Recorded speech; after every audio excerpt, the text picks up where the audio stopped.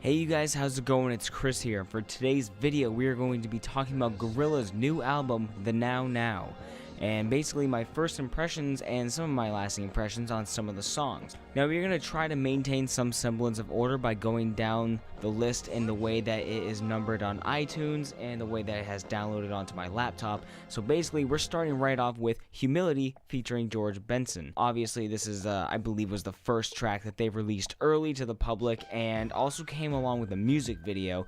And I have to say, like, without a doubt, this has to be my favorite song on the entire album for a myriad of reasons, and maybe my bias towards the music video, but I can't help but just love seeing the cast in there. Even Ace from the Powerpuff Girls chilling out with the basketball, stabbing it with a pocket knife. But something about seeing 2D just, buzzing around on his roller skates, Noodle hanging out playing chess, Russell being a jerk for some reason, and just the general feel is just sort of like a free, open, just happy-go-lucky kind of song, and it gets you that just kind of like twitch in your shoulder, just like as soon as the song starts with the little pops, with the little kicks, and then the slow fade into the happy drawl of 2D just enjoying himself.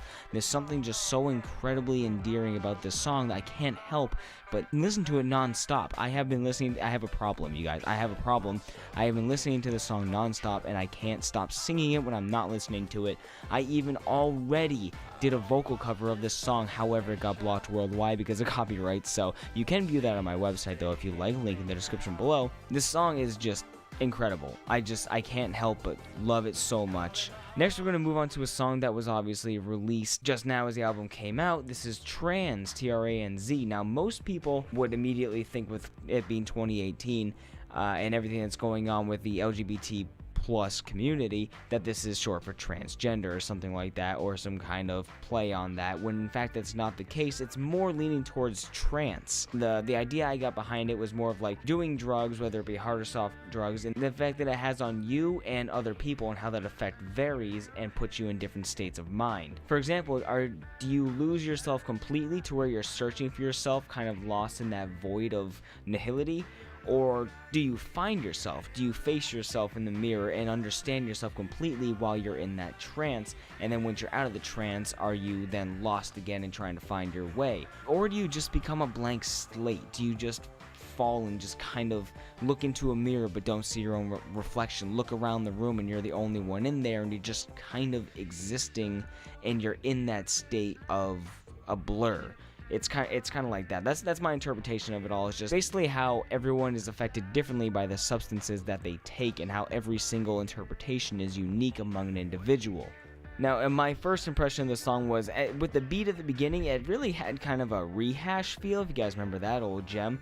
Even though the rest of the song doesn't really fall into the category of like a rehash, not to be punny, but that's the first song that came into my head when I first heard the beat was Rehash, though there's probably no connection or semblance between the two. That was just my initial thought. Immediately, the song had me tapping my feet to note, and the song really did sound more like 2D and not Damon. I do know a lot of songs kind of come in and sound more like Damon doing his solo stuff, or even like some Blur influence, but this sounded like 2D, which I liked. Now, I thought it was deserving of the short song on the album, but it did have enough energy to really kind of groove with. It was overall above average. I probably give it like a 7 out of 10. Even though I'm not rating all the songs, it was above average.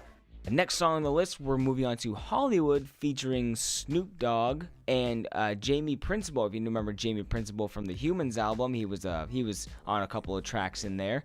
Most notably Sex Murder Party, I believe it was. Don't quote me, I believe it was. I have the internet at my hands, but I will not look it up in the 2 seconds it would take. Now this song is a mixed bag for me, honestly. There's a lot of stuff really like the introduction to the song is just kind of, it feels like Humans. It definitely feels like it has a lot of different influence from different artists and whatever have you, with Snoop Dogg and Jamie both coming in here bringing in their own styles. You know that they definitely had their fingers all over the song as it was being made, and which is not a bad thing. It does work, and it does get a good groove. It's a good driving song, I found. I listen to it all the time while driving, and again, I can't get the chorus out of my head. The slow rap parts and like kind of the melodic singing that isn't Damon is good. It's very good. Jamie has a very unique voice, and obviously you have Snoop Dogg, which is one of my least favorite parts of the song, just because I'm not a rap hip-hop guy, even though Gorillaz brings me into that genre more than I care to admit that I like. I've never been that much of a fan of Snoop Dogg. You know, getting him on Welcome to the World of Plastic Beach was just kind of felt shoehorned and not really,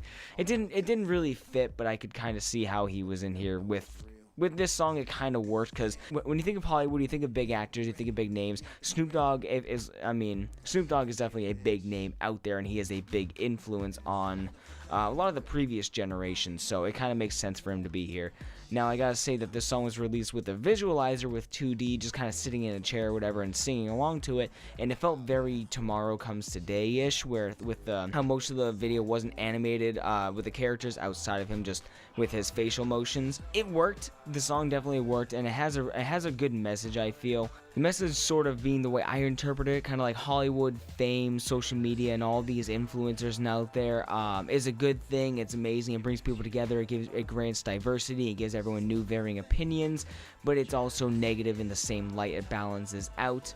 And while it does a lot of wonderful, great things, it breeds a lot of negativity in the world, such as jealousy. And jealousy brings about a lot of darkness within people, lots of fears, lots of anxiety within you. And there's more to the world, there's more to love, there's more to your admiration for your fellow man and your friends than jealousy. You know, everyone's always boasting, everyone's always flexing the stuff that they have and bragging about it and showing off how many numbers they have, instead of, like, it's all about fans, not friends anymore, and everyone's showing up and trying to make everybody jealous of them, which overall just brings the entire mood and vibe of the world down. It just makes it a negative, hostile place.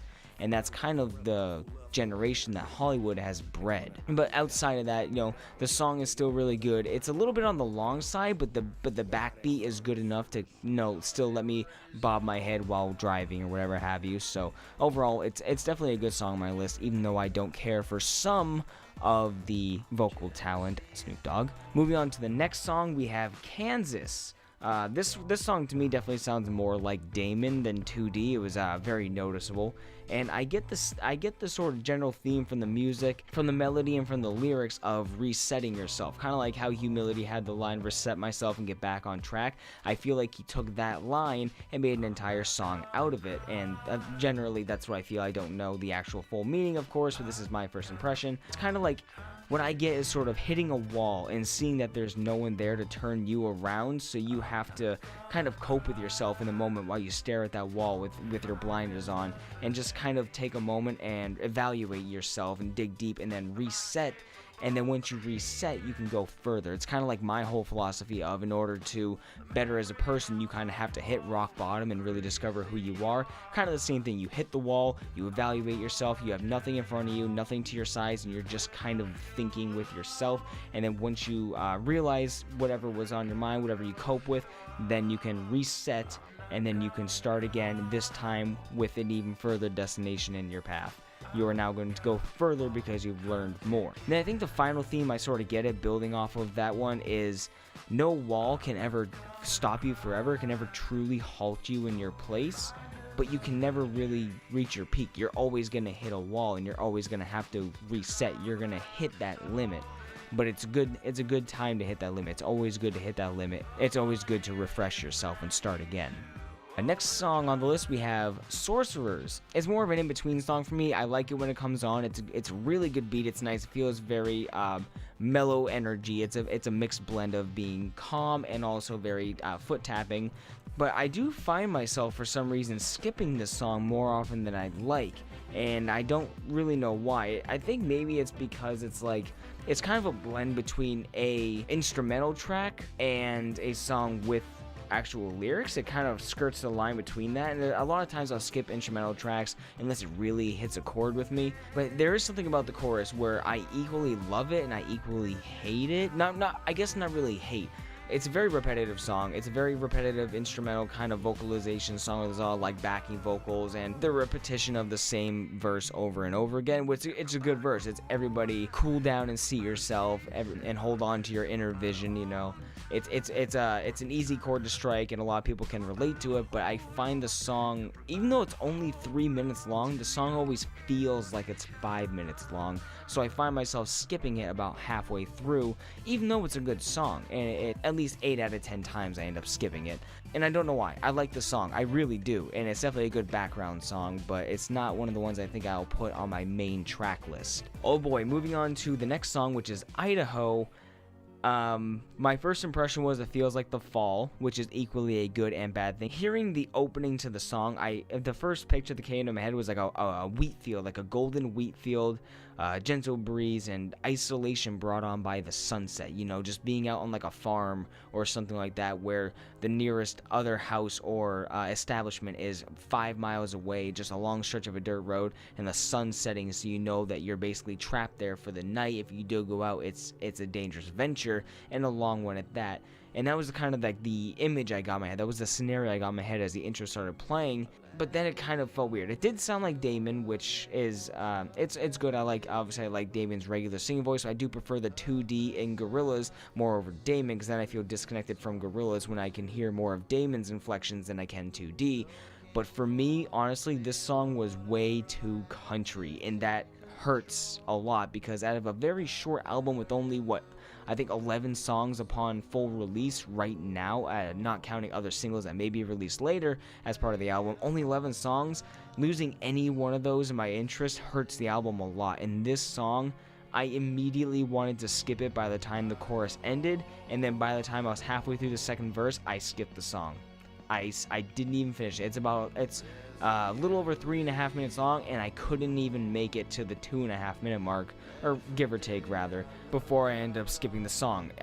It was way too country for me. I could not do it, and I did not like it. This is like a 3 out of 10, like my least favorite song on the album, and I don't even want to think about how much I didn't like it. Oh no, it just didn't fit the rest of the album for me. It did not fit the theme of the rest of the music. Move down next to Lake Zurich, which is really the only full instrumental song on the album, and it's a long one. It's 4 minutes long, and it's a good song, but I usually end up skipping instrumentals unless they have good backing vocals that accompany it and really just kind of give you a serene feeling. And this is an upbeat instrumental song, which would be fine if you were playing just in the background, but I don't think I would actually add the song to one of my main playlists, because I do like to sing along to Gorillaz as much as I can, and I can't sing along to Lake Zurich. So what if I'm driving or something? I'm not going to be playing the song. It's a good one. It's probably a solid 6 or 7 out of 10, but for me, I'm just not going to put it in my main list. I would still recommend it though. It's a very nice, very catchy. It's kind of like a good like walking song, I feel. If you're just going for like a long walk along the roadside or in the woods or something, I feel like this would be a good song. I don't know why.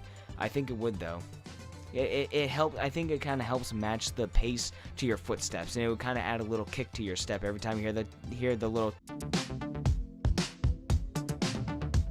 I think every time you hear that, it would add a little kick to your steps. So, I don't know, maybe that's just what I get from it. Next, we have Magic City. It feels a little bit like Demon Days with some backing chorus. It feels a little bit like Damon's solo album that he did recently, Everyday Robots. It sounds a little bit like that with his chorus in this song, and it just kind of feels like it pulls the little pieces from a bunch of different albums he's already done and worked on, and that they're all kind of coming together for this one style. And it's nice. It's definitely alternative, and it feels good. My interpretation of the lyrics I get is Damon, not 2D, feeling like he's come far as an artist and a man, as an individual. Looking back, he sees the endurance that he held early in his career and in his life in the next generation. He sees that fuel, that fire, and he wants to offer his hand. He wants to offer his legacy to them and kind of reach out and point them in the right direction, in a sense, give them a wise opinion on what they should be doing, and just kind of like standing as an example. But he feels trapped by the iconography, like who he is and who people see him as.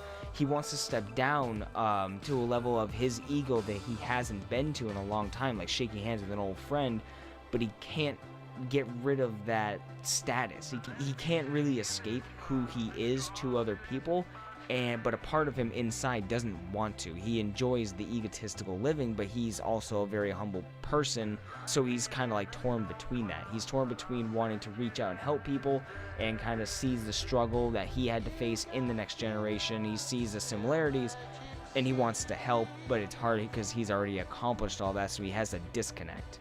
That's what I get from it.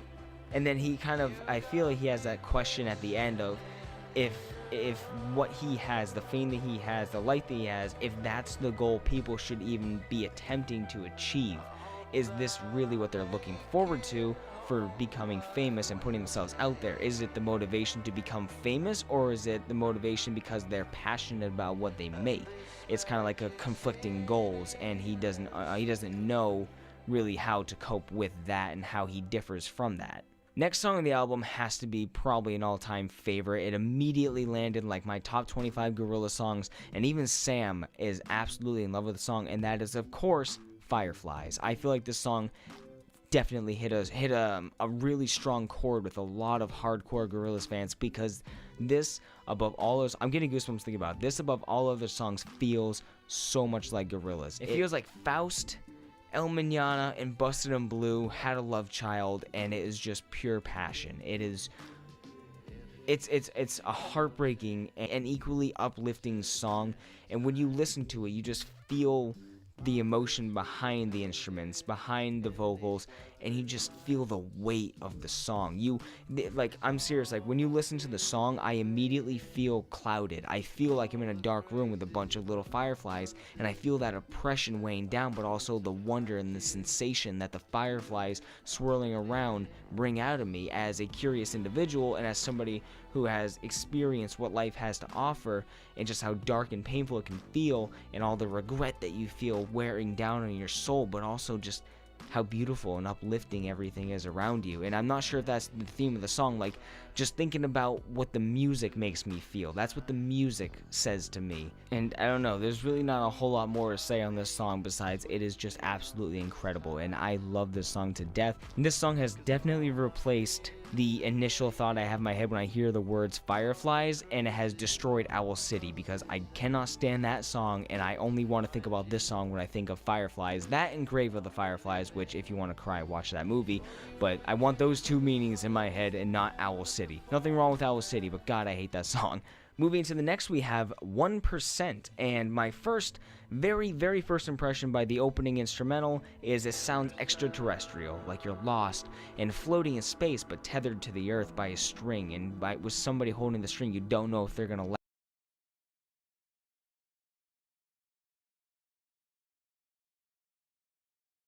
song. And how I interpreted the lyrics throughout the song was personally, as individuals, we have our own sound that defines us, but it's not indefinite. Okay, it is always being influenced. Our sound is always influenced by the sounds around us and the people around us, by the world around us, and all of the different ways to interpret music and human personality all kind of come together, because music is an extension of your personality. The songs you make and the songs you choose to listen to reflect the beauty of your soul, and we all resonate and perceive and receive each other based on the sounds we give off and the sounds we take in. We connect through sound, through music, through the beauty of that. And it, again, another little note is just like how the song portrays a myriad of varying sounds and tones, and yet still maintains a theme. It has a whole bunch of different, not a whole bunch, but you can hear like little acoustic plucking in the background at points. You can hear a bunch of different like varying elements into there, but it still maintains the same theme throughout, which is just like us, just like people. As a species, we're all so unique, and we all have so many different varying degrees of who we are, but we're all so incredibly similar at the basic level. In the end, it's a short and sweet song that I will definitely be adding to my list. Now, the next song we have, and I believe the last song on this list, is Soak Eye. Soak Eye, I believe it's a play on Soul Eye, but it's Soak Eye. I don't know how you want to pronounce it. S-O-U-K-I. My first impression is it sounds like 2D. Definitely I get 2D's inflections in here. And I love the pacing of the song. To me, the first thing that I heard, the first image that came to my head when I heard this song was I could see 2D in his room, like back at like Kong Studio or something, or wherever they are now in the Spirit House or something, just kind of dancing around, just humming alone late at night by himself and just obliviously happy, just standing in the middle of the room with his arms outstretched, just kind of spinning and twirling and tapping and just being himself, just getting lost in the tranquility of isolation and expressing who he is in where only the walls can see. That's my impression that I get from the sound, and then not entirely the lyrics, but the sound of the song. As for the message, it's pretty easy. The song is about LA, and how LA is like a beautiful woman that you can't be without, but always have to, that you're always separated from. You're always coming back and always leaving and coming back and leaving. It's kind of like the life of a musician. You're always leaving home, returning home, knowing you have to leave again, and how it's kind of like emotionally wearing away at you, but you love it because you love returning home. You like the dopamine of returning home, and then the blissful desire of being absent from your home. So yeah, guys, that's really it. That is my opinions on each one of the individual songs. I hope you enjoyed this video. Let me know what you think down below. Let me know what your favorite is. If I'm gonna give quickly my top 3 favorite songs from this album, I would easily say Humility, Fireflies, and it's kind of a toss-up between Trans and Magic City. Definitely tied with those two, but I think I might have to go with Trans. That's a good song. But yeah, so I think that's probably it, guys. Thank you so much for watching. If you enjoyed, leave a like and subscribe for more. And let me know down in the comments below which songs were your favorite and what your opinions were. I will see you guys in the next one. Later.